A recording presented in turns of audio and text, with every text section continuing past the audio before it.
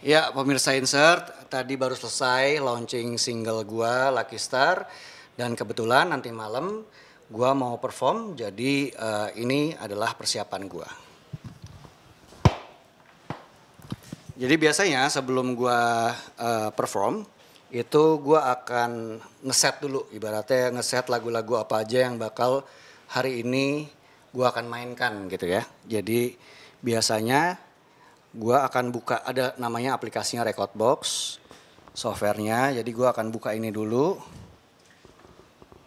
Nah di sini, di aplikasi ini, di software ini, semuanya itu kita siapin.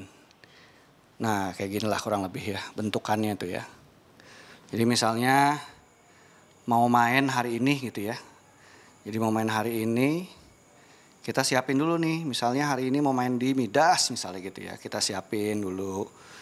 Kayak gini-giniannya tuh kita siapin dulu, mau main apa aja, kita pilih-pilih lagunya di satu folder yang udah kita namain.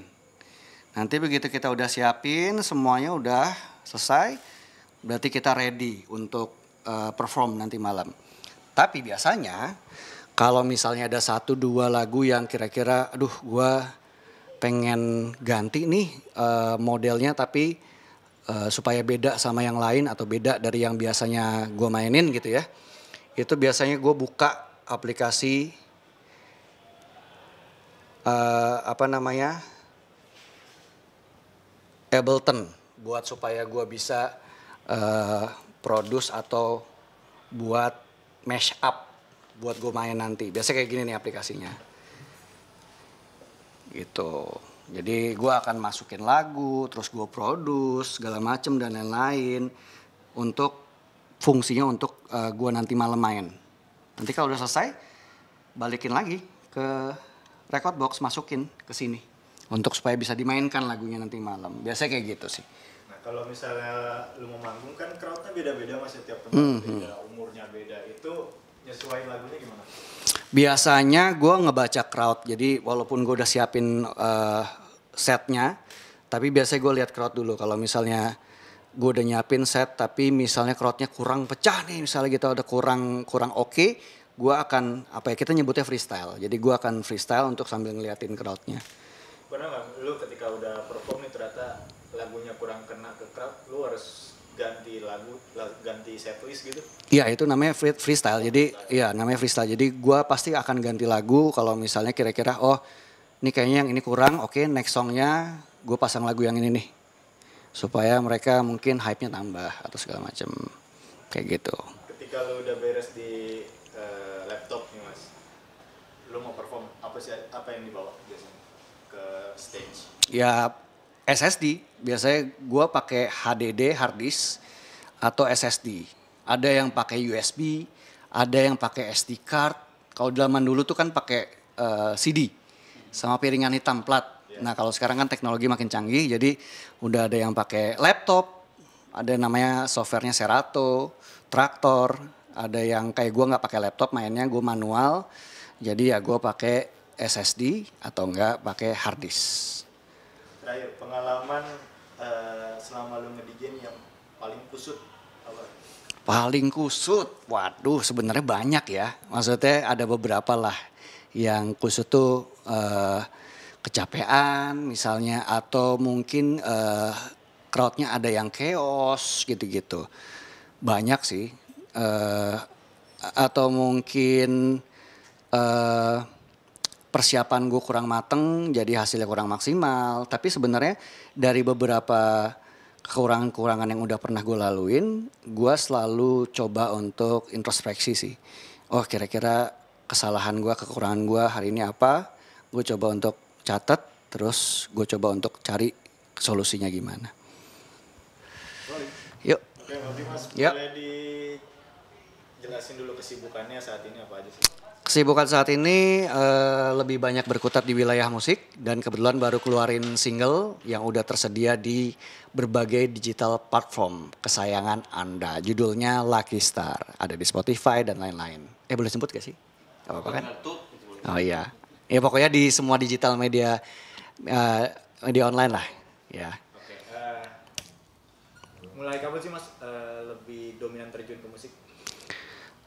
Sebenarnya dari SMP sih udah lebih duluan musik daripada seni peran ya gitu. Jadi, ini tuh apa ya, nerusin aja sih, nerusin keinginan kecil sih untuk jadi, pemusik lah ibaratnya gitu ya. Waktu dulu, masih sering-seringnya di TV juga sebenarnya posisinya juga sambil main musik, cuman mungkin nggak terlalu ditekunin setekun sekarang. Gitu dan kan waktu itu juga harus fokus, ke dunia acting jadi kayaknya kalau, disambi gitu ya kayaknya akan sangat ribet gitu ya jadi mungkin akhirnya fokus ke seni peran saat itu. Kenapa musiknya langsung spesifik ke DJ? Ya karena kebetulan profesi saya sekarang sebagai disc jockey, sehari-hari gitu ya jadi otomatis, lagunya pun akan berkutat di wilayah itu tapi tidak menutup kemungkinan as a produser ya. Itu kita, bikin lagu yang di luar, elektronik, mungkin saja bisa bikin kayak gitu. Jadi nggak melulu harus, DJ gitu. Belajarnya berapa lama Mas sampai bisa menjadi sampai lu pede lah buat perform gitu? Kalau belajar DJ-nya udah sekitar mungkin 11 tahun yang lalu kali ya. Udah lumayan lama lah. Nggak lama sih itu baru hitungannya. Eee, Mungkin nggak lama karena basicnya dulu main musik, main drum jadi, adaptasinya tuh nggak terlalu makan waktu gitu. Pertama kali perform masih ingat nggak di mana? Masih Di mana tuh? di Bogor, ingat banget di Bogor ditungguin sama beberapa teman-teman senior gitu ya yang emang udah lebih dulu berkiprah, dibantuin sama mereka ibaratnya kalau awal-awal belajar tuh, kita supaya beatnya matching itu dibantuin didorong-dorongin apa piringannya itu supaya sama gitu ya jadi inget banget dulu. Selama menjadi DJ suka dukanya apa Mas? Suka dukanya ya macam-macam ya, mungkin sukanya karena berkutat di wilayah musik ya, karena memang suka musik jadi happy aja, perform itu kayak udah jadi kayak kebutuhan. Panggung itu adiktif sih kalau buat, gua gitu ya. Dukanya ya mungkin kalau lagi banyak kerjaan di wilayah seni peran jadi nggak bisa perform. Ya kan, jadi nggak mungkin kan mau perform nggak bisa gitu. Jadi ya sedih aja gitu. Tapi DJ kan rata-rata malam Mas ya. Hmm, Sempet kebalik nggak sih jam tidur? pasti kebalik tuh pasti. Jadi sebenarnya pintar-pintarnya kita sih ngejaga jam tidur. Cuman kecolongan sering. Kita udah jaga sekali, dua kali, tiga kali, terus tiba-tiba kecolongan lagi. Jadi emang sebenarnya harus mendisiplinkan diri sendiri sih. Terakhir syuting kapan Mas? Terakhir syuting, nah ini pertanyaan yang sebenarnya gue lupa-lupa ingat kapan ya. Ada series di salah satu PH juga gitu ya. Iya, salah satu series. Berapa tahun lalu tuh? Mungkin tahun lalu, Oh, masih baru ya? masih baru, belum terlalu lama. Sepenuhnya meninggalkan. Enggak sebenarnya mah kalau kalau memang ceritanya bagus, karakternya menarik, ayo kenapa enggak gitu. Tapi kan setahun lalu itu kan lumayan lama lah ya untuk Ya dunia acting. Sempet udah ada rasa-rasa kangen gitu mungkin. kangen pastilah ya. Namanya juga dunia yang membesarkan, dunia yang apa ya? Ya dulu mas hari-harinya tiap hari ngeliatin kamera sama lampu gitu ya. Terus tiba-tiba lama nggak ngeliatin, agak sedikit nggak biasa gitu. Jadi kangen pastilah. Yang paling dikangenin apa Mas dari syuting? Yang paling dikangenin itu suasananya sih, ngobrol-ngobrolnya, ngobrol sama sesama artis, ngobrol sama director, terus habis itu ngobrol sama PU, ngobrol sama DOP-nya, ngobrol-ngobrolnya juga sih. Terus kangen juga sama memerankan sebuah peran gitu. Kalau misalnya dikasih pilihan syuting atau DJ?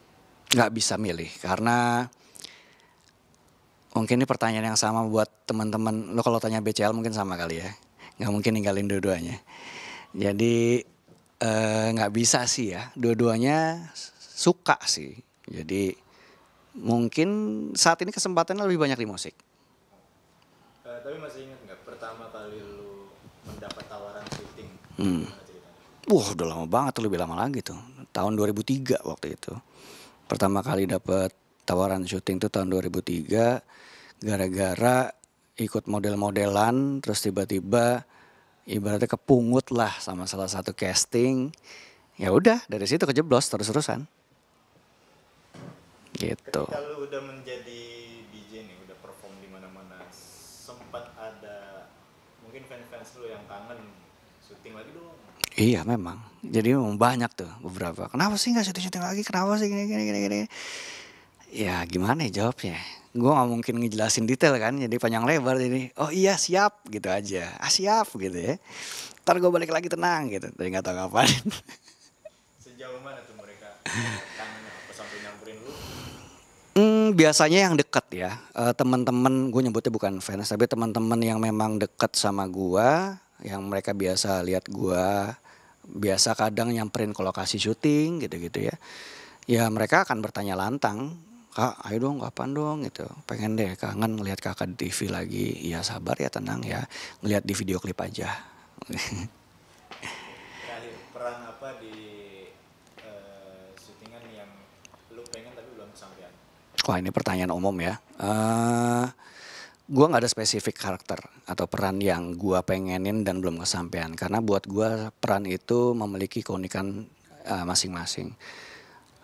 Ibaratnya ada observasi dulu. Ibaratnya lo mau nyari berita, mau wawancara orang, pasti lo riset dulu. Nih orang gimana ya? Nih orang siapa ya? Apa aja ya? Bagaimana ya? Gitu kan. Gak mungkin pertanyaan lo asal nanya doang atau template, ya kan? Ya, gitu sih.